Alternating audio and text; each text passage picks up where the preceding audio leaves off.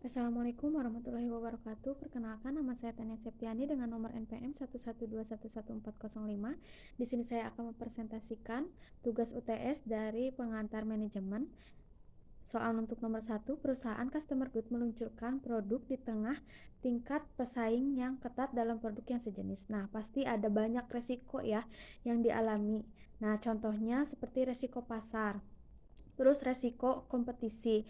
Nah, kalau misalkan resiko kompetisi dengan menurunkannya harga, contohnya meluncurkan fitur serupa, ini bisa dialunggani oleh inovasi dan kualitas yang lebih bagus dari kompetitor. Yang ketiganya ada resiko keuangan. Yang keempat ada resiko distribusi. Salah satunya yaitu sulitnya menjangkau konsumen. Yang keempatnya resiko regulasi. Yang kelimanya resiko teknologi. Dari keenam resiko yang tadi saya jelaskan, nah di sini ada langkah-langkah untuk mitigasinya, yaitu yang pertama riset, lalu analisis, gunakan data untuk memahami kebutuhan pasar dan potensi resiko yang tadi sudah dijelaskan.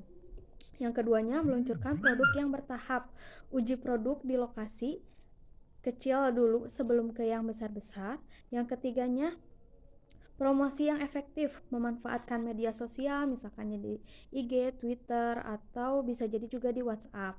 Nah, iklan digital juga dan memakai influencer untuk meningkatkan kesadaran dari konsumennya juga. Terus yang keempatnya, dalam bisnis pasti kita harus menyediakan manajemen keuangan. Kita kan tidak tahu ya kalau misalkan dalam suatu bisnis pasti ada ruginya. Nah, kita itu harus mempersiapkan sebelum kerugian mengalami. Terus yang kelimanya, libatkan tim yang kompeten dalam setiap tahap melalui yang pertama itu riset hingga pemasaran.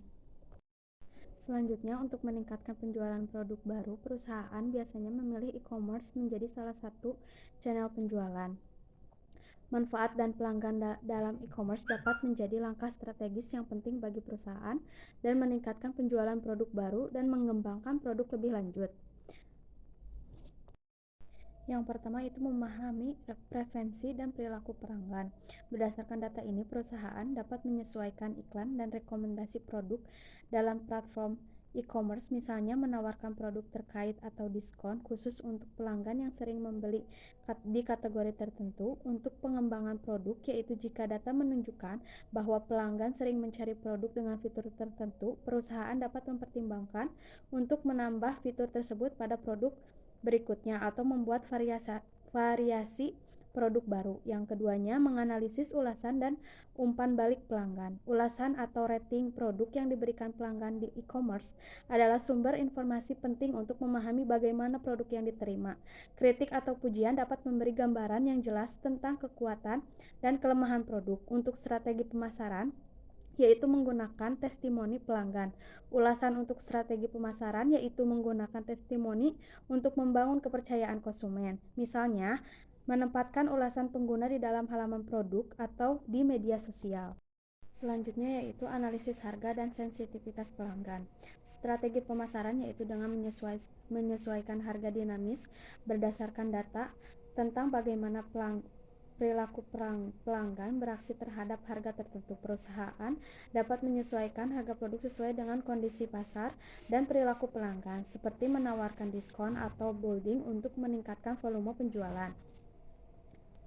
Yang selanjutnya itu pengoptimalan pelanggan pengguna di platform e-commerce. Memastikan informasi penting mudah diakses, menawarkan opsi pembayaran yang lebih cepat untuk memperbaiki desain atau meningkatkan konversi.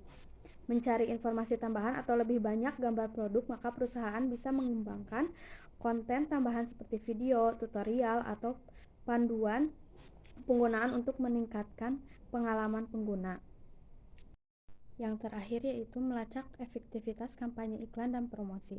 Untuk strategi pemasaran yaitu menggunakan A/B atau testing, data ini dapat digunakan untuk menjalankan uji A/B dalam berbagai kampanye pemasaran seperti gambar, produk, salinan iklan, dan waktu promosi untuk menentukan apa yang paling efektif.